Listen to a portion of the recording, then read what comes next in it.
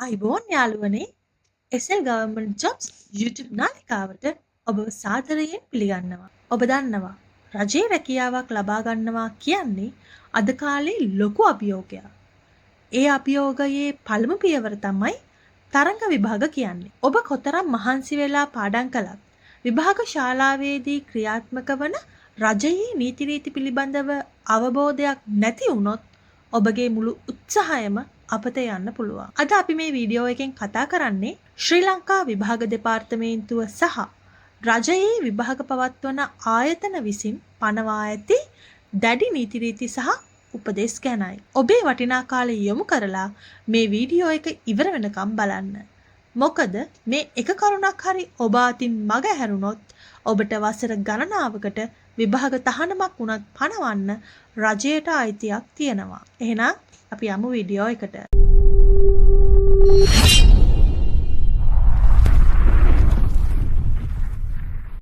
අපේ පළමු සහ වැදගත්ම රීතිය තමයි කාලය.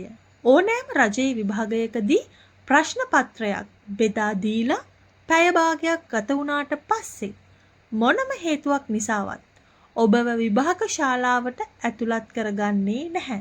ඒ වගේම තමයි විභාගය පටන්ගෙන පළමු පැය භාගය ඇතුළත ඔබට ශාලාවෙන් පිට වෙන්නත් අවසර නැහැ. ඒ නිසා අපේ උපදෙස්ය තමයි විභාගය ආරම්භ වීමට අවම වශයෙන් පැය භාගයකටවත් කලින් ඔබ විභාග මධ්‍යස්ථානයට වාර්තා කරන්න. වාහන තදබදය හෝ හදිසි තත්ත්වයන් මතුවෙන්න පුළුවන්. ඒ නිසා කලින්ම යන්න. මතක තබා ගන්න.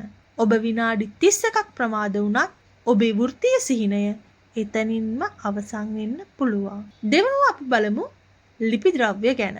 රජයේ විභාගවලදී අවශ්‍ය කරන සියලුම ලියන කඩදාසි, තීන්ත පොවන කඩදාසි, අපි බ්ලොටින් පේපර්ස් කියන්නේ, ඒ වගේම සාරාංශ ලියන කඩදාසි වැනි දේවල් රජයෙන් ඔබට ලබා දෙනවා. මෙහිදී ඊටම වැදගත් කරුණක් තියෙනවා. රජයෙන් ලබා දෙන ඒ නිල කඩදාසි හැර වෙනත් කිසිම කඩදාසියක් ඔබේ මේසය මත තබා ගැනීම හෝ භාවිතා කිරීම සපුරා තහනම්. ඔබ ගණන් හැදීමට කියලා අමතර කොලයක් සාක්කුවේ දාගෙන ගියත් එය විභාග වංචාවක් ලෙස සලකනවා. තුන්වෙනි කාරණය. ඔබේ අනන්‍යතාවය සටහන් කිරීම. අපේ අපේක්ෂකයන් කරන ලොකු වැරැද්දක් තමයි හැඟීම්බර වීම හෝ නොදැනුවත්කම නිසා පිළිතුරු පත්‍රයේ තමන්ගේ නම ලියන එක. මතක තබා ගන්න. ඔබට ලැබෙන පිළිතුරු පත්‍රයේ හෝ අමතර කොළවල ලිවිය යුත්තේ ඔබගේ විභාගාංකය පමණයි. ඔයාගේ නම ගම ලිපිනය හෝ ඔබ කවුදයි හඳුනාගත හැකි කිසිදු සලකුණක්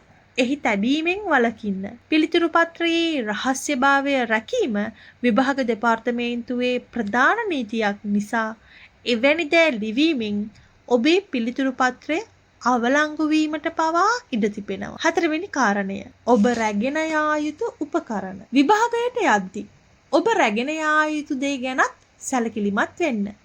කළු පෑනක්, නිල් පෑනක්, පැන්සල්, මකන, අඩිකෝදු සහ විභාගයට අවසර දී ඇති ගණක යන්ත්‍ර කැල්කියුලේටර්ස් විතරක් අරගෙන යන්න. හැබැයි මෙන්න මේ දේ විශේෂයෙන් මතක තියාගන්න. පැන්සල් පෙට්ටි විභාග ශාලාව ඇතුළට ගෙනියන්න එපා. ගොඩක් විභාගවලදී පැන්සල් පෙට්ටි මේසය මත තබා ගැනීමට ඉඩ දෙන්නේ නැහැ. ඒ නිසා විනිවිද පෙනෙන ට්‍රාන්ස්පේරන්ට් බෑග් එකක නැත්තම් නිකන් මේ දේවල් අරගෙන යාම තමයි වඩාත් සුදුසු වෙන්නේ. පස්වෙනි කාරණේ විදිහට අපි බලමු ප්‍රශ්න පත්‍රය ලැබුණට පස්සේ මොකද කරන්නේ? ප්‍රශ්න පත්‍රය අතට ලැබුණු සැනින් පිළිතුරු ලියන්න කලබල වෙන්න එපා. මුලින්ම මුළු ප්‍රශ්න පත්‍රයම හොඳින් කියවන්න. අනිවාර්යෙන් පිළිතුරු සැපිය යුතු ප්‍රශ්න මොනවද? තෝරාගත හැකි ප්‍රශ්න මොනවද?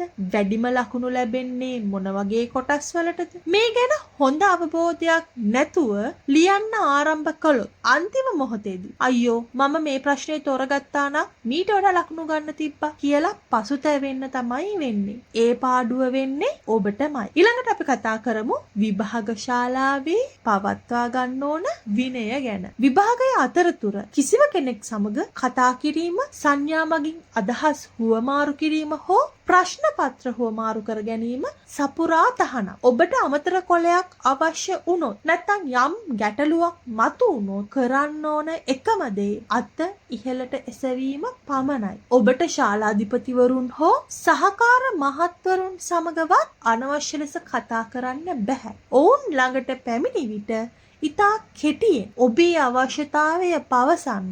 ඒ වගේම මතක තබා ගන්න. විභාගය අවසන් වුණාට පස්සේ ඔබ භාවිතා කරපු සහ භාවිතා නොකරපු සියලුම කඩදාසි විභාග මේසය මතම තබා යා යුතුයි. රජයෙන් ලබා දුන්න කිසිම ලිපි ද්‍රව්‍යයක් හෝ කඩදාසියක් නැවත නිවසට රැගෙන යාම තහනම්. එය දඬුවම් ලැබිය හැකි වරදක්. දැන් අපි බලමු මෙන්න මේ නීති කඩ කළොත් මොකද සිද්ධ වෙන්නේ කියලා. මේක තමයි මේ වීඩියෝ එකේ වැදගත්ම කොටස. විභාගය අවලංගු කිරීම. ඔය වංචාවක් කළොත් මුළු විභාගයම හෝ ඒ අදාළ විෂය කොටස සඳහා පෙනී සිටීම තහනම් කරන්න පුළුවන්. කාලීන තහනම් වසරක්, වසර දෙකක්, එහෙම නැත්නම් වසර 5ක් යනකම් රාජ්‍යයේ කිසිදු විභාගයකට පෙනී සිටීම තහනම් කරන්න පුළුවන්. එතකොට ඔයාට කිසිම රජයේ විභාගයක් ඒ කාල සීමාව ඇතුළත ලියන්න බෑ.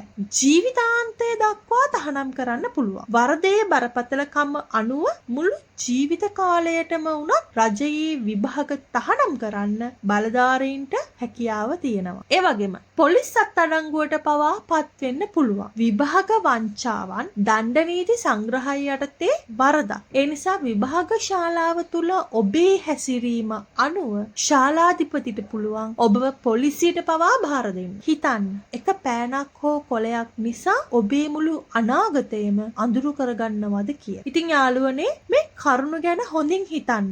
රජයේ රැකියාවක් කියන්නේ ගෞරවනීය දෙයක්. ඒ වගේම රජයේ රැකියාවක් කියන්නේ වාසනාවට ලැබෙන දෙයක් නෙමෙයි. ඒක ඔබේ මහන්සියේ සහ විනයේ ප්‍රතිඵලයක්. ඒ ගමන ආරම්භ කරන විභාගයට ඉතාමත් විනයගරුකව සහ අවංකව පෙනී සිටින්න. මේ වීඩියෝ එක හොඳයි නම් රජයේ විභාග ලියන්න ඉන්න ඔයාගේ යාළුවන්ට බලන්න ෂෙයා කරන්න. ඒ වගේම මේ පිළිබඳව ඔබේ අදහස් පහලින් කමෙන්ට් කරන්න. මේ වගේ වැදගත් තොරතුරු තවත් දැනගන්න SL Government Jobs අපේ YouTube channel එක subscribe කරන්න. ඔබට ජයග්‍රාහී විභාගයකට සුබ පතනවා. ස්තුතියි.